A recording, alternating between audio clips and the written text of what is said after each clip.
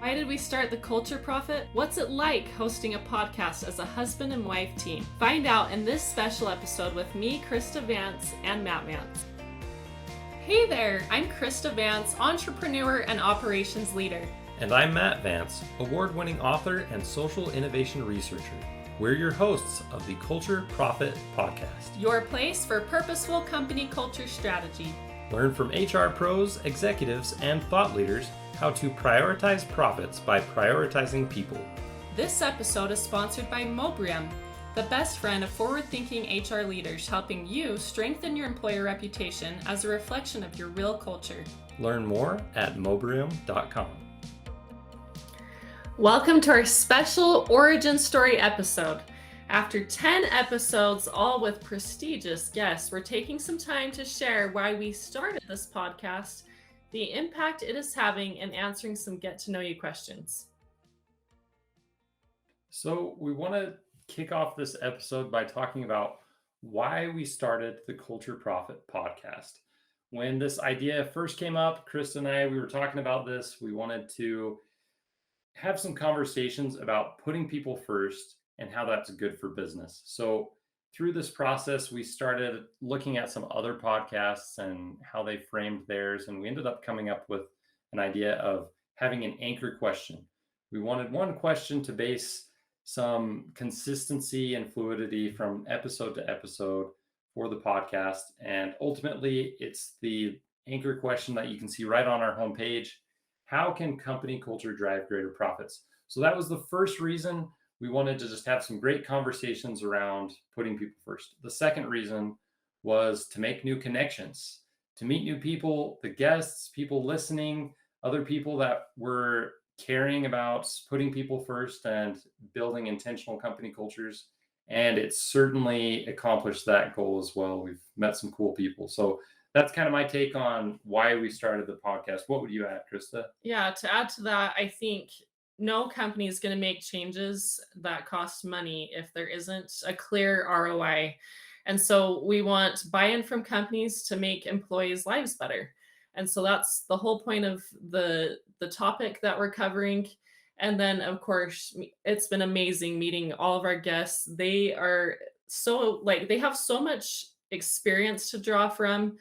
And Matt and I have both learned so much from them and have just made some connections that we wouldn't have had otherwise. So it's been really cool. We've also learned some things of what not to do.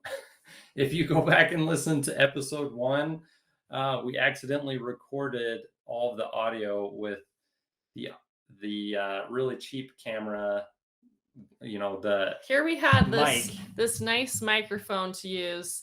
And we didn't realize that the setting was recording from our camera, which doesn't have a great mic, obviously. So yeah, we weren't pleased with that, but can't really redo that after we already recorded it with our guest. And so sorry about that, but hopefully you still gained some insights from episode 1. It's also been really interesting working together, husband and wife. Matt and I have done a lot of work together over the years. I mean, he worked at Maloof and iFit while I was working at Utah State University part-time. And so during that time, it was mostly he would tell me about work, I would tell him about my work. And then he started working on his book, and we had a lot of collaboration with that. I think my role was pushing him forward for that, as well as I did the editing and the citations, which were things that just stressed him out. And of course, I don't have the knowledge that he has. And so he was able to put all the content in there and make it something that was useful for people. So that's kind of the work we've had beforehand. And it's been a new experience doing a podcast together and just having conversations together, and then with another guest. It's been really cool. I think it's been really positive. We've only had a couple, maybe not disagreements, but just differences of opinions on what the episode topics or questions should be. But I think we always learn from each other. We got the boxing gloves out. No. We always learn from each other, and we do have different perspectives and opinions, even though we've been married 11 years now. So that hopefully that brings better episodes and content for you guys. I will say Krista is maybe underrepresenting her role in, us working together. I have some friends who have worked together with their spouse and it hasn't worked. Like one friend in particular, they started a business together, and after about a year or so, um, the they just had to stop talking about work and they just did their own career stuff. Like that was separate. They left work at work, they came home, and they were home. For me and Krista, it's never really been like that. We've always worked on everything together, and it's been really fun, rewarding, and a unique experience now doing this project together.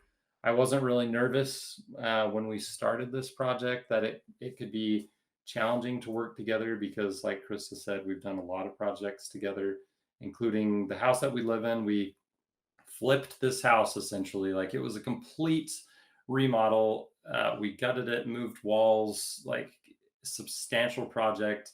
And that definitely was a test of working together and collaborating. So being united in our business efforts as husband and wife has been pretty cool. And talking with these guests and having these conversations together has been pretty special, I would say. Yeah. I mean, it hasn't been perfect. We've certainly set some boundaries along the way, and we have to have open communication to just make sure we're on the same page. So, but we've made it through this far. So We have made it this far. And before we go on, I just want to tell one more insider piece about the origin of the podcast. So the name of the podcast is The Culture Prophet, and profit is spelled Profit. Now, we also thought of if someone's just hearing this verbally from a friend, they may wonder what the spelling of profit is. If it's Prophet, like religious prophet. That's not what we were going for. We're not trying to claim that we're uh, you know forecasting how things are going to go, but this is the financial word profit.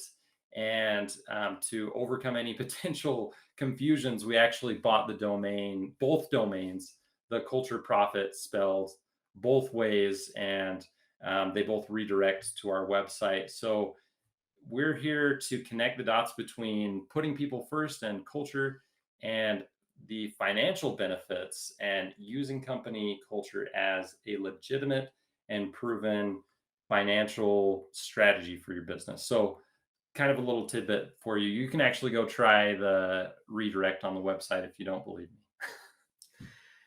great. So let's have a little recap of how things have gone. So we're 10 episodes in. Here we have episode 11. We have published to 6 podcast platforms. We've also been posting on LinkedIn and TikTok. We have over 26,000 listens and impressions. So on YouTube alone, that's 2,000 listening hours. And then our That's like guests, a whole year of work, 2,000 hours. Thank you everyone for listening that's tuned in. We appreciate it. yeah, it's pleasantly surprising. Thank you so much. Uh, so amazingly, I mean, I think a lot of you have come here not to listen to Matt and I, as amazing as we are, but to our incredible guests that we've had. We've had tech founders, HR leaders, company culture experts, and consultants from several countries across 3 continents. That has been so cool to talk to people around the world across many industries, from manufacturing to professional services and HR software. And now we wanted to read a couple quotes and reviews that we've received from listeners. So here's a review on Apple Podcast. This podcast is incredible. It talks about how treating people, coworkers, employees, management, etc., with dignity, respect, and care is the key to thriving as a business. And then another one that we received was great episode. The key tie between marketing and HR was insightful. It's always a good day when I can learn something new. So we love the feedback. It's great to get that. anything that you want to share with us of how we could be better, we welcome all of it, especially the critical feedback. That is what helps us get better. So, Back to that open communication. exactly. So, one thing we talked about is like, what have we learned so far from doing 10 of these episodes around this topic? So, Matt, do you want to go first? Yeah, surprisingly or not surprisingly, it's been interesting to see some very consistent themes from every guest through every episode. And those have been when you put your people first, everything just runs better.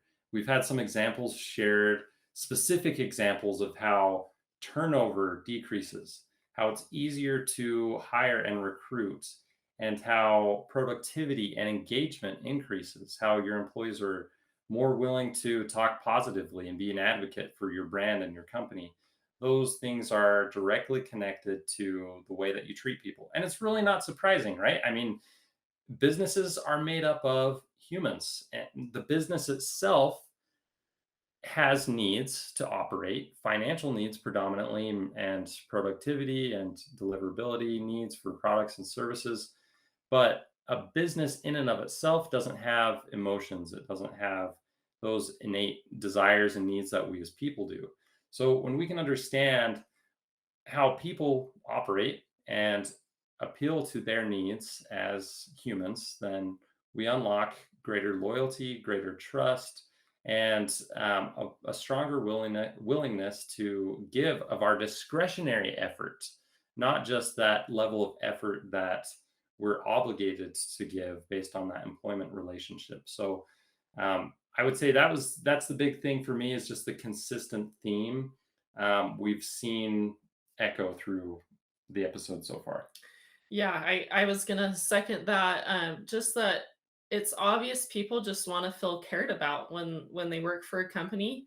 They're spending many hours of their life working, and they want to feel cared about. And there are several ways that, especially leaders, can show that to employees. And those themes have come up over and over again. Just being a good listener, checking in with them with those one-on-ones and understanding their expectations from the company, as well as if they're meeting those expectations that the company has of them. And I guess more specifically, I really enjoyed hearing when we had our episode from Joan Day, Riley Butters. She shared with us many stats about how I guess it comes back to Americans not taking their time off. So I did my Come on, degree. guys. I did my degree at Utah State and then worked there for many years. But my degree was in family consumer health and development.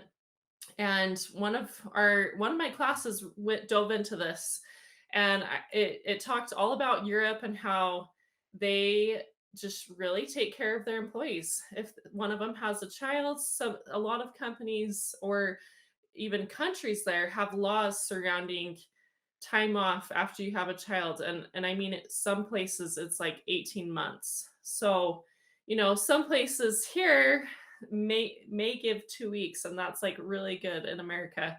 So I really appreciated her stats about that. And then to hear how we can uh, actually use our time off in a better way, because I think Americans, we're just all about that American dream: work hard and then you can play hard.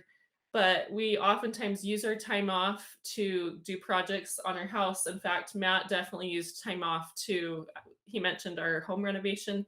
He definitely used some time off for that. And while that was good and it like feels good to get things resolved in your life, it wasn't a break, and it didn't lead to preventing burnout. And so I really appreciated all of her stats on that topic.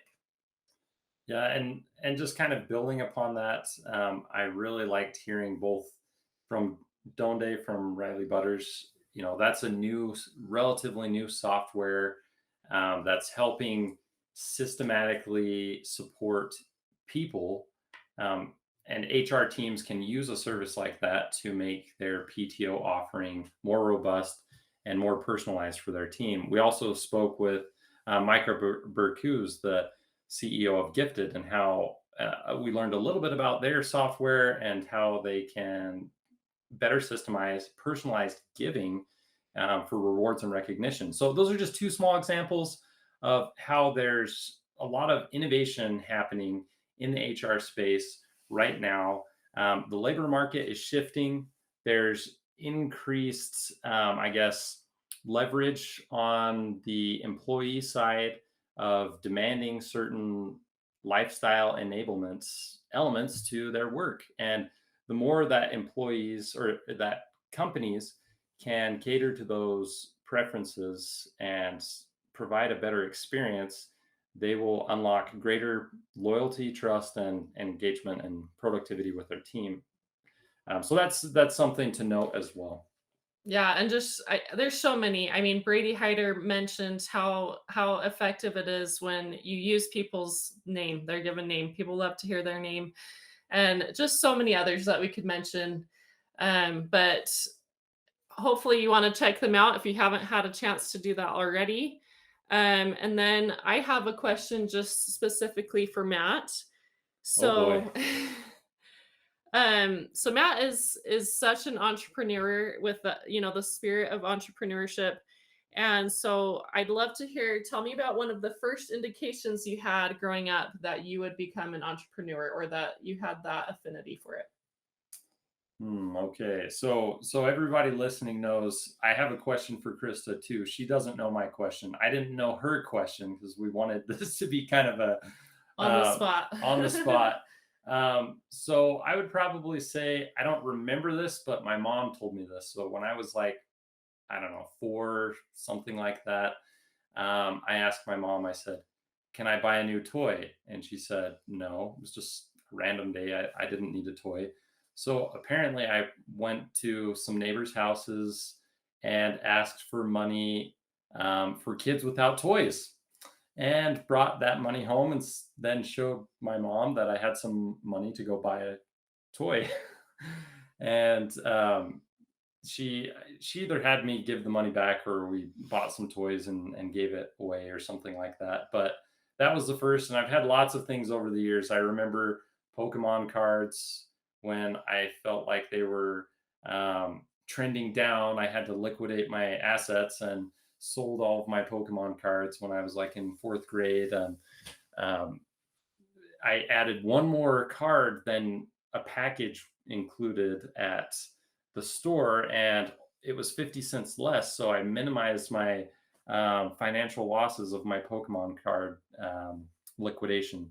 It just little, I've always loved that kind of stuff. And the book has been part of that, writing the review cycle. And now Krista and I are the co founders of Mobrium, a software company that's built upon the methodology of the review cycle to help employers manage their online reputation on employer review sites. So it's been quite the journey. We're in this new chapter, learning new things. But yeah, it's been a lot of fun, and I've really appreciated working on it with you. It's been a lot of fun, Krista. So thank you.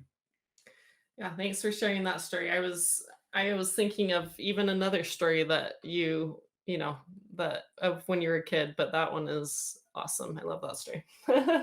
Okay, so here's my question for you. Who's your favorite tennis player on tour right now? Oh, oh, probably You can say a couple if there's more than one, or probably Carlos Alcaraz. I just think he's so classy and he has the fighting spirit, but also and like the heart for it. Like he wants to win so bad, but he he's also like, yeah, he's just such a fighter, but he's so like classy about his losses too, which I think is really hard to balance. was it Djokovic that he just recently lost to? Was that where we watched that kind of emotional press conference? Yeah, yeah. So, yeah, I just think he's all around like one of the best tennis players and kind of up and coming for sure, but he's got a good like classy attitude. I think he's probably one of the most liked tennis players, just like even by other tennis players. Um, but yeah, I played tennis in high school and then have kind of gotten back into it after a gap of raising our kids and working on our house. The past couple years I've gone back into it. It's been a lot of fun. So Krista is really good. And when we were dating, I was so impressed and frustrated at the same time, no matter how hard I tried to beat her at tennis or racquetball, or we didn't play pickleball back then, but that makes us sound old. It's weird.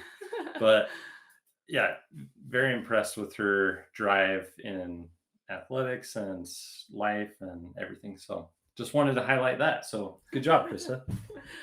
thank you. Well, thanks everyone for tuning in. We're glad that you're here. We're excited for continuing this journey, sharing more stories, getting incredible people on the podcast for you to learn from and for us to learn from. And please follow us, follow the Culture Prophet on LinkedIn, subscribe wherever you listen to podcasts, and specifically on YouTube if you can. It only takes a moment. And share your honest review of the show on Apple Podcasts and Spotify. So far, we haven't been able to launch an episode every single week. That's kind of like, I think, the rule of thumb for podcasts.